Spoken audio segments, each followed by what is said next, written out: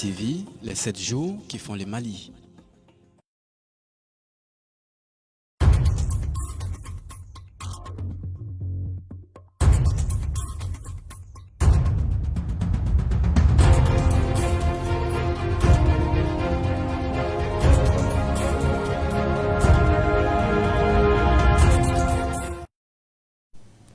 Amunu sɔgɔlen MCT Jabran na wagati na ani ɲɔgɔn kuma an ka kunnafoni bulon kɔnɔna na an ka suina kunnafoni bakuruba la fɛn min ye 8 mars ale hukumu kɔnɔna na ni baro ɲɛnamara diɲɛ selege naani bɛɛ lajɛlen fɛ fɛn min ye an ka jamana ye ale ma to kɔ o de hukumu kɔnɔna na o baaraw kɛra bi tarata min ɲɛmaa kun kalifalen don an ka ministiri min ka baara ɲɛsinnen don musow denw ani du koɲɛw ma 8 mars ale hukumu kɔnɔna na fɛn min ye an ka kunnafoni ɲininaw ye olu ka kuma galama tɛŋu fɛn min ye Yuwari ale wasaden kɔrɔ dɔ la ni o ye Madame Diallo Aïssata Touré hali bi 8 mars ale hukumu kɔnɔna na fɛn min ye ekɔlidenw fo ka fara ekɔliden karamɔgɔ musomanw kan olu yɛrɛ jɔyɔrɔ kɛra mun ye nin don kɛrɛnkɛrɛnnen na ninnu bɛ tali kɛ an ka suina bakurubaw kan an bɛna dɔ fara minnu kan k'a lase aw ma aw y'aw bisimila an ka kunnafoni bulon kɔnɔna na an bɛ segin k'aw fo ko kura Mali kɔnɔ ani Mali kɔ kan aw fɛn bɛ k'an lajɛ nin wagati in na k'aw ladɔnniya k'a fɔ nin ye an ka kunnafoni waati selen i n'a fɔ an da sera a ma an ka kunnafoni kumabaw la cogoya min na 8 mars ale hukumu kɔnɔna na min baaraw ɲɛnamayara diɲɛ selege naani bɛɛ lajɛlen fɛ o hukumu kɔnɔ fɛn min ye an ka jamana ye ale ma to kɔ o baaraw waliyara bi tarata ka kɛ ni mars kalo tile 8 ye san 2022 min kɛnɛ ka fɛn min ye an ka ministiri min ka baara ɲɛsinnen don musow denw ani du koɲɛw ma ale tun bɛ a kɛnɛ kan fo ka fara ministiri ɲɛmaa ale ni CNT ɲɛmaa fo ka fara an ka jamana maabɔ wɛrɛ caman kan a kɛnɛ kan Umar Koyita ale ni Julien Jakite olu bɛ ɲɛfɔli kan ye nin don kɛrɛnkɛrɛnnen min ni ale kɔni ye marsikalo tile 8 ye n'o ye musow la tɔgɔla don ye ale kɔni sigira kuma ko min kan o ye musow jɔyɔrɔ jamana la jɔli la o kadara de kɔnɔna na musow kɔni olu kɔni farala ɲɔgɔn kan ni ka se ka ladilikanw ani laɲiniw ani ka muso sen don jamana ko caman la i n'a fɔ kiri ɲuman ani tilennenya o kadara de kɔnɔna na musow kɔni ye ɲɛfɔli kɛ ka ɲɛsi bingani min ni o kɔni bɛ kɛ ka ɲɛsi musow ma ani musow ka den kɛrɛfɛ ani musow ka yɛrɛmahɔrɔnya an'u ka sebaya o koɲɛw kan 8 mars ye don kɛrɛnkɛrɛnnen don sabu bɛ a la a sabu ma bɔ dɔwɛrɛ la a bɔra musow la muso minnu tun bɛ baara kɛ usine kɔnɔnaw la États-Unis dugukolo kan a musow ye muruti farida parce que minɛcogo min tun b'u la a minɛcogo tun cɛman ye don min don a don ye yuriyari don ye a don min don don in sigi ka kuma don ye don min don a don ye muso ka revendication demandeli don ye an bi o don kɛnɛ kan bi mais an tɛ se ka kuma parce que n'i ko muso i ko Mali musow bɛɛ bɛ yan mais muso dɔw tɛ yan musow bɛɛ bɛ ka défiler région kɔnɔ mais musow bɛɛ tɛ ka défiler région kɔnɔ ni ko musow bɛɛ tɛ ka défiler ne balimamuso dɔw bɛ yen olu bɛ filiya la u bɛ filiya la u ka choix tɛ u bɛ filiya la parce que u cɛw tora kɛlɛ daga kɔnɔ o musow tɛ an cɛla yan bi u dɔw tun ye promesse ta an ye u ye simulation kɛ défilé la k'u bɛ na mais ala y'a ka baara kɛ san 2022 o kɛra wagati min na an ka jamana kɔni bɛ gɛlɛya o kɔnɔna na i n'a fɔ ɲangili minnu n'olu talen don CEDEAO ale ni UEMOA fɛ ni k'a ɲɛsin an ka jamana ma ani lakanabaliya kɛlɛ hukumu kɔnɔna na d'habitude réunion in bɛ kɛ CICB la muso bɛ fara ɲɔgɔn kan u b'u ka manifestation kɛ u ɲɔgɔn dama mais nin ze in na u ko k'u bɛ bɔ ka na boulevard kan olu ni cɛw ka fêter ɲɔgɔn fɛ n tila k'a fɔ ko n nana yan ka kuma saba de fɔ d'abord min kɛra Mondoro janfantiw u nana bi an ka sɔrɔdasiw kan k'an ka kan attaquer o attaque a ka bɔ hakili ma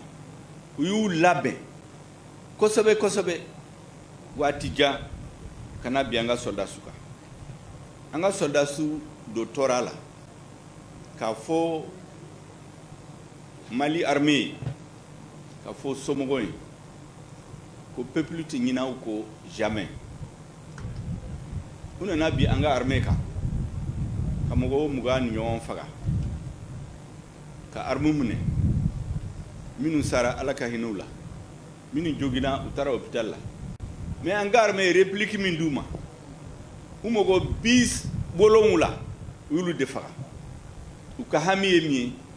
transition bɛ ban don min na n'i ye maliyɛn 100 ɲini a 99 ka se k'a f'i ye tiɲɛ yɛrɛ la Assimi Goïta n'a ka gouvernement u ye Mali hɔrɔn n'a danbe u y'a segin a ma. nin don tɔgɔla min filɛ nin n'o ɲɛnamana musow tɔgɔ la o kɛra sababu ye musow ma ka taama ni k'u ka hakilinataw yira min kɔni kɛra basigi o kɔnɔna na. 8 mars ni ale ye don kɛrɛnkɛrɛnnen min ɲɛsinnen don musolakaw olu kɔni ma nka fɛn min ye jateminɛw ye o y'a jira k'a fɔ fɛn min ye musolaka caman ye olu kɔni tɛ nin don kɛrɛnkɛrɛnnen nafa dɔn o de hukumu kɔnɔna na fɛn min ye an ka kunnafoni na Sali Sisogo ale ni Penda Sidibe olu kɔni ye ɲinini kɛ a ko kunkan an ka jago ka sɔrɔ olu lajɛ. 8 mars ye musow tɔgɔla don kɛrɛnkɛrɛnnen ye muso bɛɛ lajɛlen mi jɔniyɔrɔ fi a ko la jama ɲɛnajɛ don wa walima 8 mars ko yɛrɛ bɛ cogo di maa caman de bɛ yen minnu tɛ a nafa ale n'a kɔrɔ yɛrɛ don o ko bɛ cogo di.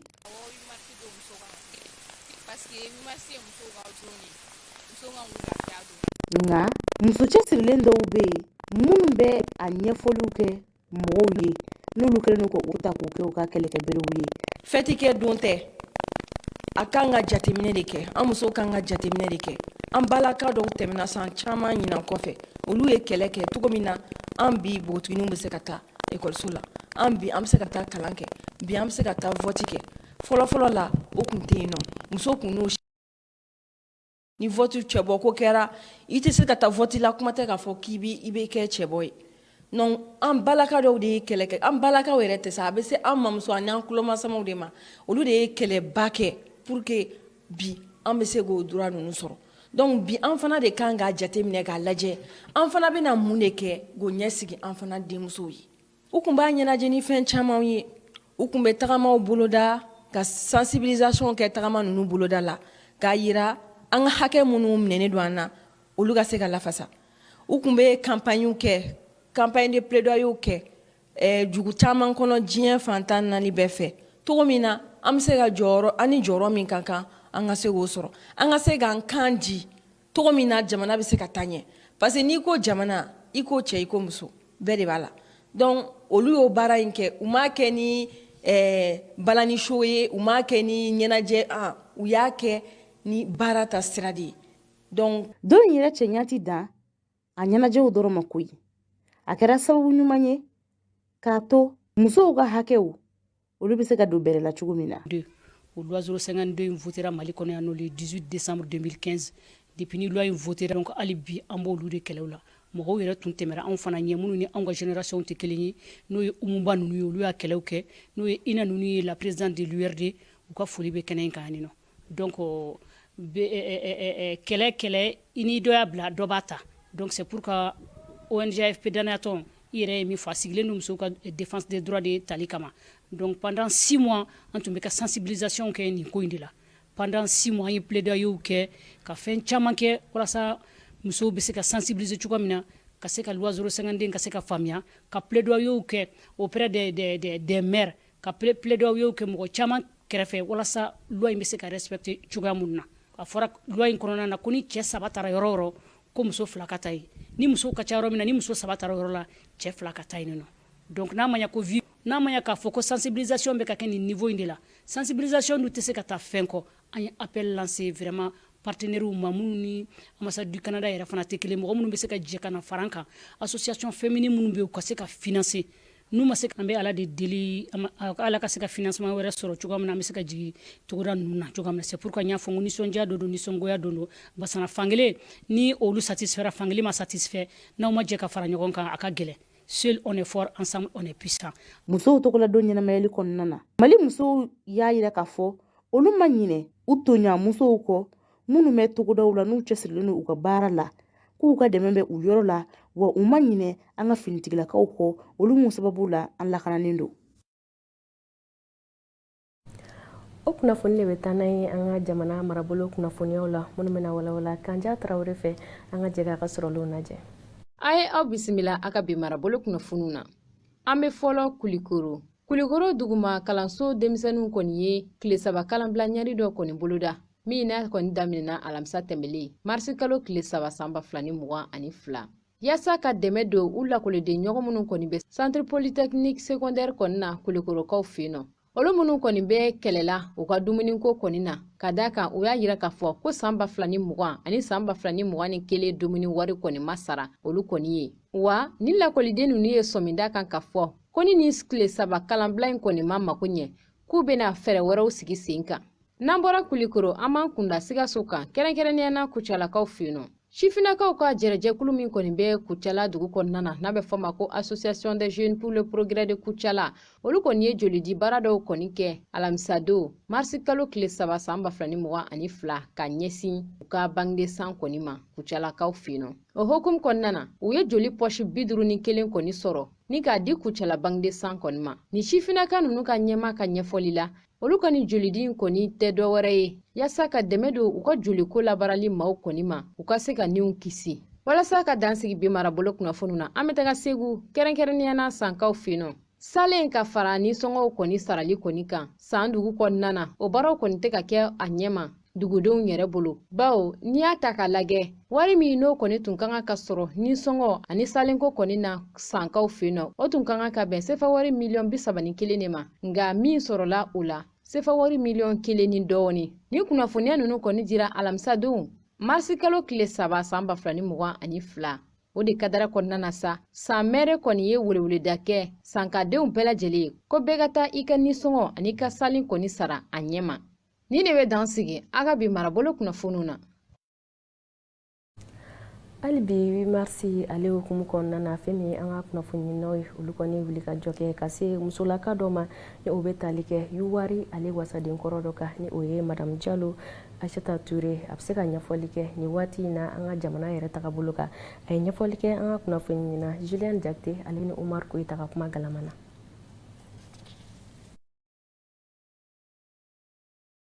8 marisi ni o ye muso tɔgɔla 8 marisi dabɔra mun kama muso dɔw tun bɛ yen nɔ minnu ka hakɛ tun ma sabati o musow de wulila ka kɛlɛ kɛ wagati dɔ la walasa u ka se k'u ka hakɛw sɔrɔ o kɛlɛ kɔnɔna la mɔgɔw y'a ladɔnniya k'a fɔ musow ni hakɛ dɔ kan mun kan ka d'u ma k'a daminɛ o don na fo ka n'a bila bi la sisan o 8 marisi taara k'a kɛ don o don n'o sera san o san hakililajigi bɛ kɛ k'a fɔ ko musow ka kɛlɛ don u ka hakɛw nɔfɛ o de ye 8 marisi hakilina ye ɲina babu bɛ bolila fɛn min kan an ka jamana bɛ fɛn min kɔnɔ an yɛrɛ bɛɛ b'a kalama donc sisan wasa an ka se ka jamana a sigibolow lakula nguloma minnu b'a la k'olu sinsin ka ɲɛ an b'o bolo kɔnɔna de la donc o ye ɲininkali kɛ musow jɔyɔrɔ bɛ se ka kɛ jumɛn ye o dulonna ninnu lakurayali la ɲininkali ɲina hakilina bɛ o ɲininkali de kan ayiwa ne yɛrɛ hakili la sisan aw yɛrɛ bɔra dugu kɔnɔna na a y'an balimamusow kɔni bɛ dunun ni bala ka kɛnɛba kan yen nɔ nka o t'a bali fana k'a fɔ miirina caman bɛ kɛ hakili falen caman bɛ kɛ wasa fɛɛrɛ ka sɔrɔ ɲɛ ka sɔrɔ kow la e yɛrɛ hali an bɛ yɔrɔ min na yan nɔ sisan nɔ bɛna ɲɔgɔn ye dɔ bɛna kɛ sisan ni seli fana jiginna musow ka hakilina falen kɛ maliyɛnw b'a la mɛ yɔrɔ wɛrɛ musow fana b'a la mun bɛna fara ɲɔgɔn kan ka hakili falen kɛ wasa an ka se ka ɲɔgɔn bilasira wasa muso jɔyɔrɔ ye mun ye guloma ninnu falenli la a bɛ se ka kɛ cogo min na k'a ɲɛ jamana kɔnɔna na welekan min bɛ n bolo an k'a dɔn k'a fɔ 8 marisi in kɔrɔ tɛ an ka dunun ni bala dɔrɔn ye an kan ka hakilinaw falen k'a lajɛ an jɔyɔrɔ bɛ se ka kɛ jumɛn an jɔyɔrɔ bɛ se ka girinya jumɛn hali bi jamana jɔko la jamana kuma na jamana jɔko kuma na denmisɛnninw ladonni na an yɛrɛ ka diɲɛlatigɛ sabatili n'a ɲɛni ka taa fɛ an ka jɔyɔrɔ bɛ se ka kɛ jumɛn ye o la o hakili falenfalenw fana ka kɛ nin don ninnu na pour que k'a dɔn an ye mun sɔrɔ hakɛ la ni hali bi an kan ka dɔ ɲini ka fara a kan minnu sɔrɔla est ce que u bɛ bɔli kɛ an kan ka dɔ ɲini ka fara a kan wasa an ka fɛrɛ an ka baara fɛ wasa an ka lafiya an ka baara fɛ wasa an ka ɲɛtaa sɔrɔ an ka baaraw kɔnɔna na.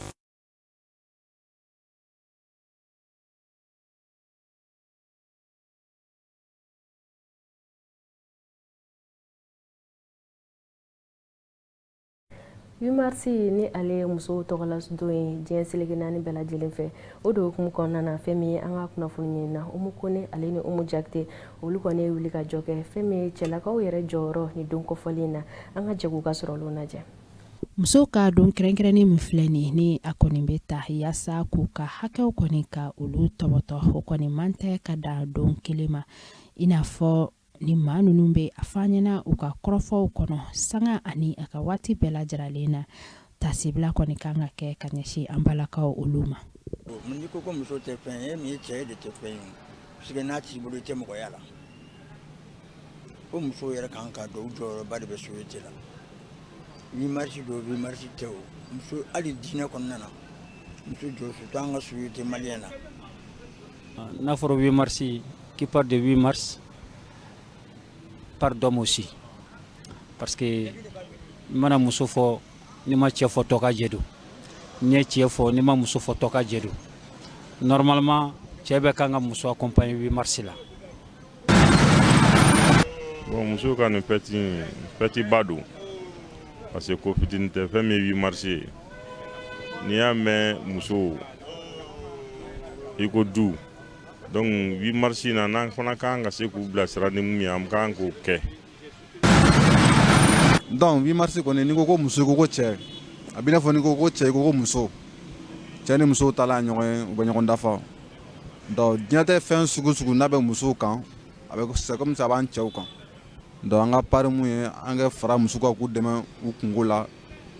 k'a diya u bolo k'u la nisɔndiya ne kɔni bolo fête mun don cɛ ko ni muso ko ta la 8 mars kɔni tɔgɔ b'a la muso ka fête don mais an cɛw an bɛɛ sen b'a la. U dɛmɛ k'u nisɔndiya bon nisɔndiya ye min ye bon bi baara min kɛ u dɛmɛ ko o baara kɛ pour que an bɛ se ka bɔ nɔgɔ la. Hakilina jiginna san 1977 waatu de kɔni na Nations Unies maaw kɔni ye a cari diɲɛ fan 14 bɛɛ lajɛlen na ni ka jamana wɛrɛw kɔni fana bila yaasa u ka musow tɔgɔladon ni o ye k'u ka hakɛw tɔbɔtɔ bɛɛ lajɛlen kɔni ka se ka o ɲɛnamaya. O kunnafoni bɛ taa n'an ye an ka jamana kɔ kan kunnafoniw na min bɛna walawala Penda Sidibe fɛ an ka jɛ k'a ka bi sɔrɔliw lajɛ. Senegalikaw fɛ yen nɔ muso minnu bɛ lajigini kɛ sage-femme olu ye nisɔngoya tagama kɛ k'a sababuya kɛ lakanabaliya ye u ka baara kɔnɔna na. U ka lafasalitɔnw y'a yira k'a fɔ ko n'u b'u ka baara kɛ ko binganiwalew talen don ko k'u sɛgɛrɛ. U y'a yira k'a fɔ k'u bɛ lakana de kɔ u ka baara kɔnɔna na ko walima k'u bɛ baara bila ni ka bɔ maternitéw kɔnɔna na. Dakar dugu kɔnɔna na ni nisɔngoya tagama in o dangara gouvernement maaw fɛ wa a kɛra bɛn kɔnɔna na. Libikaw ka camancɛrɔ fanga ministriw ka ɲɔgɔn ye n'a bɛ f'o ma ko conseil des ministres n'a ɲɛmɔgɔya bɛ Abdelhamid Deiba bolo ale ye u ni diɲɛ seleke naani maaw Nations Unies olu ka bɛnkan sɛbɛn dɔ k'o jɔ o min b'a yira k'a fɔ ko cɛw ani musow k'ulu ye kelen ye. Nin wale in kɛra karidon gouvernement maaw olu ka ɲɔgɔn ye dɔ senfɛ wa a kɛra yani musow ka hakɛw ɲinini don cɛ. Gouvernement kura sigira sen kan minnu y'u kan di wasabulon ɲɛma alamisa tɛmɛnen na ni a ɲɛmɔgɔya dira Fati Bashaga ma o min b'a fɛ ka fɛɛrɛ bɛɛ lajɛlen tigɛ yaasa maa minnu sigilen don Tripoli k'ulu wuli ka b'u nɔ na. Kongokaw fɛ yen nɔ RDC Commission électorale nationale indépendante CENI n'o ka baara bɛnnen don kalafiliw ɲɛnabɔli ma o ɲɛma Denis Kadima ale y'a yira k'a fɔ k'ale b'a fɛ k'u ka fɛn mun bali k'o de ye kalafiliw ka kɛ k'a sɔrɔ a kɛtuma tɛmɛna. Tɛnɛndon marisi kalo tile 7 ani wasabulon 2 min b'u ka jamana kɔnɔna na ani olu ɲɛmaw ye ɲɔgɔn ye. Somali gouvernement ale ni farafina jamanaw faralen ɲɔgɔn kan Union africaine olu bɛnna ko la yaasa Union africaine maaw ka kuntigilakan minnu bɛ kɛlɛban na Somalikaw fɛ yen nɔ n'a bɛ fɔ olu ma ko AMISOM yɛlɛma bɛ se ka don olu ka ko la cogoya min na. AMISOM tɔgɔ de kan ka yɛlɛma ka kɛ ATMIS ye wa u ka manda o bɛ yɛlɛma ka kɛ politiki manda ye. Nin manda kura in o kan ka yamaruya fɔlɔ Nations Unies maaw ka Conseil de sécurité fɛ.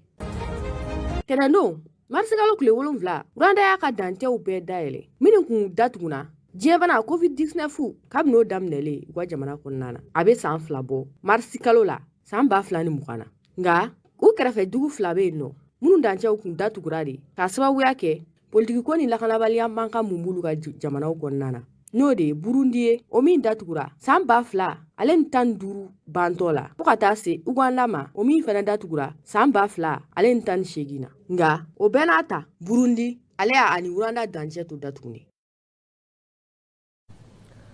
Kɔkɔ kunnafoniw tɛmɛnen kɔfɛ ni waati in na an bɛ segin ka na an ka jamana kunnafoniw la kunnafoni kuncɛ la hali bi 8 mars ale hukumu kɔnɔna na fɛn min ye an ka kunnafoni ɲininaw olu kɔni ye wuli ka jɔ kɛ fɛn min ye kalanden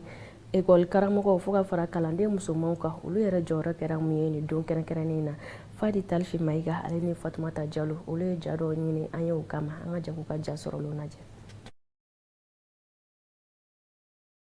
8 mars ni o ye muso tɔgɔla don kɛrɛnkɛrɛnnen ye o don kɔni bɛ ɲɛnɛmaya diɲɛ fantan ani 4 bɛɛ lajɛlen na muso minnu bɛ baara kɛ jamana ka forobacɛw kɔnɔna na minnu bɛ sokɔnɔ baaraw kɛ fo ka taa se minnu bɛ baara kɛ lakɔliso kɔnɔna na tasibila kɔni bɛ ta ka bila ni muso ninnu yɔrɔ ka kɛ ni 8 mars o ɲɛnɛmayali ni bi anw farala ɲɔgɔn kan université la ya Modibo Kane kɔnɔ walsa ka se ka musow tanu ka musow sankɔrɔta iko a bɛ ka kɛ diɲɛ fan bɛɛ la bidona o de kosɔn aw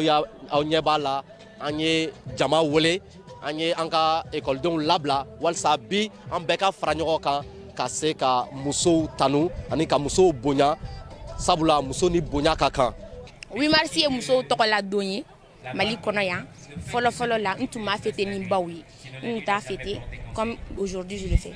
Donc c'est ma première fois ni siɲɛ fɔlɔ ye ka participer à organisation na à événement na ma événement caman ba de prévu défilé débat et slam beaucoup d'autres choses. Donc du coup an bɛ ni bɛɛ kɛ walasa ka musow bila valeur la u kana to kɔfɛ k'u kɛ kɔfɛ fɛn k'u yɛrɛ yira jamana la cɛw la ka musow ka bɛ se ko caman na. Ni ye a ta k'a lajɛ lakɔlimɛtiri musoman dɔw kɔni ma taa u ka kalanyɔrɔ la hali ni o ka sɔrɔ lakɔlidenw jigi tun bɛ u kan bi. An yɛrɛ ka école yɛrɛ tɔgɔ dalen don an ba de la y'a ye c'est pour an bɛ ka valeur dɔw de di musow de fɛnɛ ma tuguni an ma musow bila kɛrɛfɛ an ka kow la bi ye anw nisɔndiyalen don kojugu bi ye anw ka don ye an balakaw ka don ye bi ye i y'a mɛn du muso de don du yɛrɛ dɔrɔn tɛ i y'a mɛn diɲɛ yɛrɛ musow de don musow ka don ye anw ka ko ye bi bi in na an ka école la an balaka dɔw ma na parce que fête bɛ yen nɔ mais u ko an ma k'u bɛna wula fɛ ka na an accompagner parce que wula in na an ka écoledenw musomanninw an ka écoleden musomanninw yɛrɛ bɛna balontan na wula in na u yɛrɛ damaw ni ɲɔgɔn cɛ et là an kɛlen don ka cérémonie dɔ organiser yen nɔ cɛ ni muso bɛɛ de faralen ɲɔgɔn kan parce que an ka écoleden an ka muso minnu b'an fɛ yan nɔ fɛnɛ tuguni u ko k'u bɛ fɛ ka kalan kɛ bi u ka don ye sinon an kun ko k'u ka to so u ko non k'u bɛna kalan kɛ bi muso man ka to kɔ bi muso yɛrɛ de kan ka cɛ ta bi o de y'olu ka idéologie yɛrɛ donc u tɛ se ka to so. O wagati kelen na lakɔli karamɔgɔ musoman dɔw ye nin don in la ɲɛnɛmaya ni kalan ye kalan min ni u bɛ o kɛ denmisɛnninw kun i n'a fɔ u bɛ a kɛ kɔrɔlen cogoya min na. kɔni bolo 8 mars ye musow ka don ye 8 mars ye musow ka lafiya don ye musow ka sɛgɛn lafiya bɔ don bon anw kɔni bɛ yan nɔ anw bɛ baara la an bɛ yan an denw de kama an bɛ ka baara kɛ bi an denw de ye parce que denmisɛnnin dɔ bɛ anw bolo u parents fana bɛ taa baarayɔrɔ la baara tɛ minnu fana permettre ka to so donc i n'a fɔ dɔgɔtɔrɔmusow ni fɛnw olu permettre tɛ u ka to so a bɛ se ka kɛ accouchement ni fɛnw bɛ k'u kɔnɔ donc olu bɛ n'u denw bila anw bolo yan nɔ anw fana bɛ olu denw kɔlɔsi o fana ye anw fana ka baara dɔ jɔyɔrɔ ye ka di an ye peut-être ka to so mais an denw fana bɛ yan nɔ an tɛ se ka to so k'a sɔrɔ u bɛna baara école la donc ne kɔni bolo 8 mars ye musow lafiya don ye mais muso dɔw bɛ yen olu fana yamaruyalen tɛ k'a kɛ parce que baara de b'u permettre o la. Hakilila jigila 8 mars ni o kɔni ye musolakaw tɔgɔla don kɛrɛnkɛrɛnnen min ni o kɔni bɛ ɲagari san o san ka tasibila kɛ muso cɛsirilenw ye minnu ye kɛlɛ kɛ Chicago ale dugu kɔnɔna na. O kunnafoni ne bɛ dan sigi an ka su in na kunnafoniw na an ka wuli ka jɔ n'an ka cɛsiri ye kunnafoni jɛlen minnu sɔrɔ ka di aw ma olu de tun ye nin ye a ni ce a ka don o don kanu na a k'an bɛn diɲɛ waati wɛrɛ.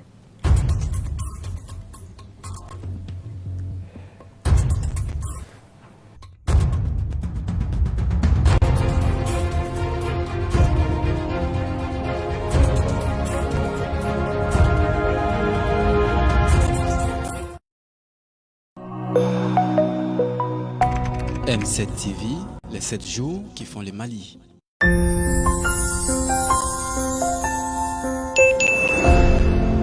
M7 TV, les 7 jours qui font le Mali.